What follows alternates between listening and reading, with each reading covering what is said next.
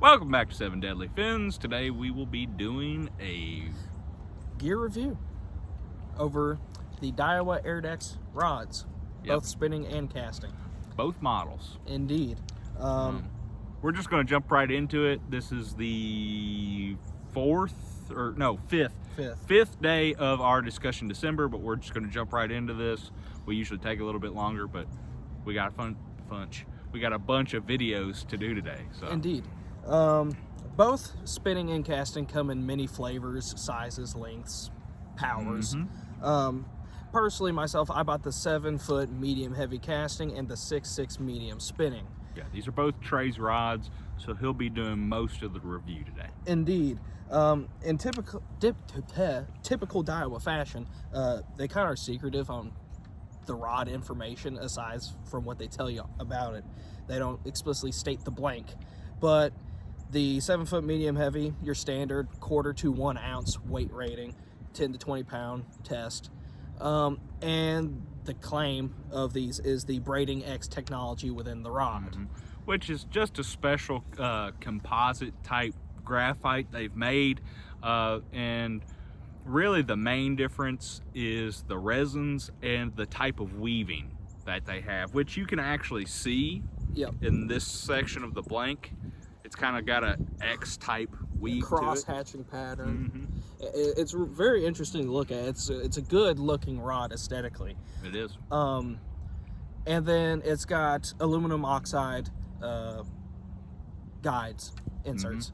So besides from that, you know, it's hard to really find a lot of information about the technical, like what ton rod blank it is or what, but it doesn't detract from the quality that DAIWA produces. Now, did you already establish that this is a $50 rod? I did not. I was going to get to that. Yeah. These are $50 rods. I believe they make a 2-piece in both, but most of the models are 1-piece. Correct. And for $50, you're getting a lot of rod here. These rods are very sensitive for the money. Indeed. They don't have any, you know, like what you would expect, some weird tip that increases sensitivity from other rods, like your ugly sticks and stuff in this price range. And that's one thing I'll point out, just so we can be honest with you. There's not a lot of information about the actual blanks we can give you other than the braiding X technology, just because DAIWA is pretty secretive. Yeah. They don't like to share all their information about everything when it comes to their rods, and sometimes even their reels and the components inside the reels. So that's a just complete honesty disclaimer. There's not a lot we can tell you as far as what the rods are made of other than the braiding X technology. Oh, and before we go on, I'll go ahead and apologize for the sun. We tried every angle. It's one of them winter days when that sun is intense. Indeed.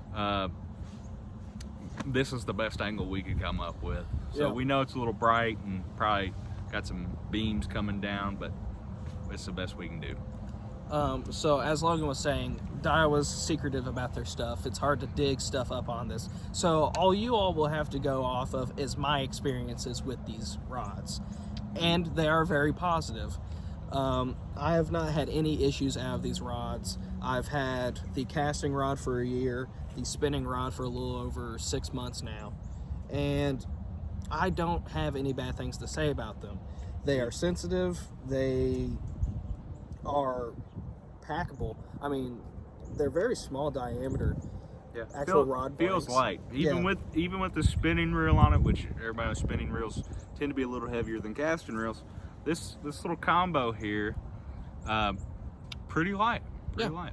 They're handy little rods, and the fact that they're cheap just adds to it even more. Like I said earlier, they're sensitive, which is really nice. You know, it's hard to fish without something that you can't detect a bite with. Are they exactly premium? No. You don't get any special cork. You don't get any, you know, special grips. You have standard EVA foam on both. I will point out, I'm just sitting here looking at it, of course. Very open. You have exposed a good portion of exposed blank here on the reel seat. On both. On both of them, yes. So, I mean, I don't have a lot of experience with it. I've cast them around a few times. But Trae, how sensitive is that?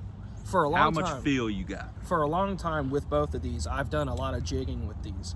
And when you're high sticking it and you're vertically maximum tension on your line, I have noticed I feel a lot of ticks right here, right under the reel where you would be feeling it.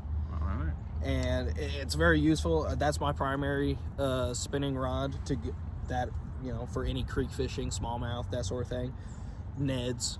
And then for the longest of time, this was my go-to, you know, just everything type of rod and reel until I diversified a bit more. What length and action are these? This is a 7-foot medium heavy fast, and that is a 6.6 medium fast. Medium moderate, maybe. Thinking medium fast though. I'm thinking medium fast. Got quite a bit of tip. DAIWA model numbers kind of confuse us. Yeah, They're a little ambiguous. that's one thing about DAIWA. They don't just label their stuff. You really have to know how to read read your numbers and letters up here. Down there at the bottom. Yeah, I was pointing. Ha. But no, for the money, these rods are great. And if you're just looking to build up your fleet of rods, you know, you want some high quality stuff, I've beat the crap out of these rods. You know, similarly to the Walmart special video that came out a couple days ago. You're checking the depth with the tip, throwing them in and out of the car, falling on a slippery slope with them in my hand. They've been through it and they work just fine. And you know, that's a good thing about lower end rods. You're not afraid to beat them up if you need to. You know, if you're rocking an expensive, like, MGL, you know, reel on a G Loomis, you're not going to want to, you know, be beating that sucker up. With these, you know, $50 to a lot of people is well within means of purchasing. Right. So being able to have a rod that you can trust in and beat up is very useful, especially when you're doing stupid stuff. And like Trae said, you know, it's sensitive, it's light. These are qualities of a higher end rod. At least I would think $100 rod. Yeah. To say the very least. So what you're getting for $50 seems to be a pretty good deal. I mean, might I add to it, right? You go to Tackle Warehouse, right?